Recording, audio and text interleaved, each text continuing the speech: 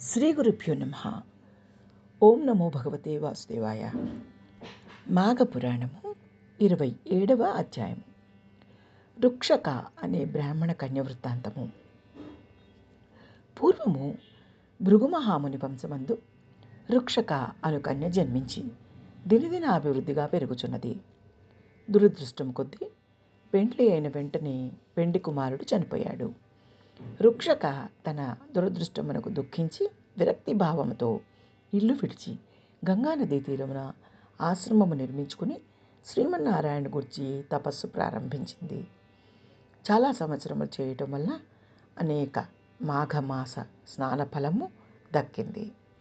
ఒకనాడు ఆమె తపస్సు చేసుకుంటూ ప్రాణములు విడిచిపెట్టింది. ఆ రోజు వైకుంఠ ఏకాదశి అవటం చేరి వైకుంఠమునకు వెళ్ళింది.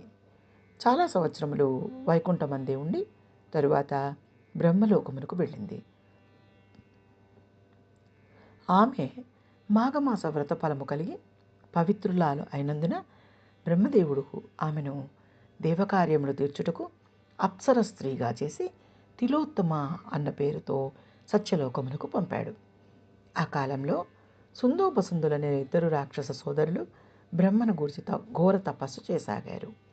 వారి తపస్సుకి బ్రహ్మదేవుడు ప్రత్యక్షమై మీకేమి కావలేను కోరుకునుము అని అనగా, స్వామి, మాకు ఇతరుల వలన మరణము కలగకుండా ఉండనట్లు వరమిమ్ము అని వేడుకున్నారు. బ్రహ్మ అలాగే ఇచ్చానని చెప్పి అంతర్ధానమయ్యాడు. బ్రహ్మదేవుని వరం పొందిన ఆ ఇద్దరు రాక్షసులు మహాగర్భముతో దేవతలను హింసించి మహర్షుల తపస్సులకు భంగం కలిగిస్తూ యజ్ఞ యాగాది క్రతువులలో మాంసం రక్తం వేసి నానా బీపత్సములు చేయసాగారు. దేవలోకంపై దండెత్తి దేవతలందరినీ తరిమివేశారు.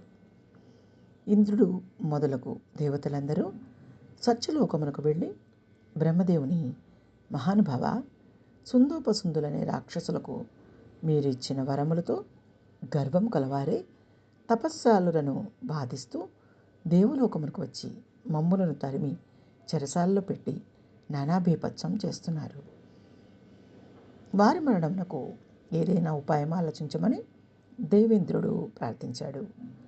బ్రహ్మ దీర్ఘముగా ఆలోచించి తిలోత్తమను పిలిచి, అమ్మాయి, సుందోపసుందులను రాక్షసులకు ఎవరి వలన మరణం కలుగుదని వరం ఇచ్చి ఉన్నాను. వరగర్వంతో వాళ్ళు చాలా అల్లకల్లోలం చేస్తున్నారు. నువ్వు వెళ్ళి నీ చాకచక్యంతో వారికి మరణం కలుగు విధముగా ప్రయత్నించు అని చెప్పాడు. తిలోత్తమ బ్రహ్మదేవునికి నమస్కరించి చేత వీణ పట్టుకుని మధురమైన పాటలు పాడుతూ అరణ్యములో ఆ రాక్షస సుందోపసుందులు ఉన్న నివాసమునకు సమీపంలో తిరుగుచుండెను. వీణానాదము, ఆమె మధుర గానము విని సుందోపసుందులు తిలోత్తమను సమీపించారు.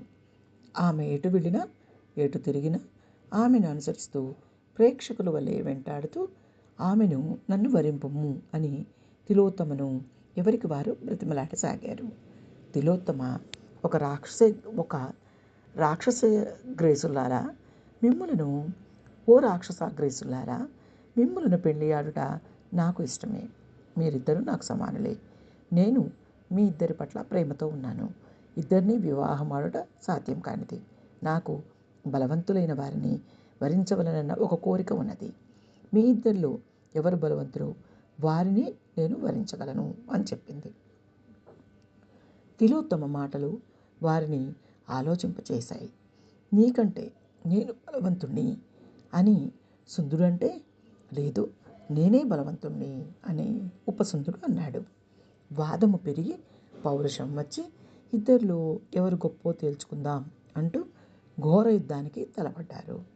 గదాయుద్ధము, మల్ల యుద్ధము చేశారు. పలు రకాల ఆయుధాలతో పోరాడుకున్నారు. చివరిగా కత్తి యుద్ధం చేస్తూ ఒకరి కత్తితో మరొకరి కంఠానికి ఖండించుకోవడంతో ఇద్దరూ చనిపోయారు. ఇద్దరూ మరణించడంతో దేవతలందరూ సంతోషించారు. తిలోత్తమను పలు విధములా శ్లాఘించారు. బ్రహ్మదేవుడు కూడా సంతోషించి, తిలోత్తమ, నీ చాకచక్యంతో సుందోపసుందల పీడను తొలగించావు. దేవతలందరికీ ఆరాధ్యురాలవైనావు. ఇదంతా నీవు చేసిన మాఘమాస వ్రత ఫలితము. ఇక నుండి నీవు దేవలోకంలో అందరిచే అధికురాలిగా ఆదరింపబడతావు. నీ జన్మ ధన్యమైనది. వెళ్ళి దేవలోకంలో సుఖించు అంటూ ఆమెను దేవలోకమునకు పంపాడు. ఇది మాఘమాస 27వ అధ్యాయము. మాఘపురాణము 27వ అధ్యాయము. ఓం నమో భగవతే వాసుదేవాయ. లోకా సమస్త సుఖినో భవంతు.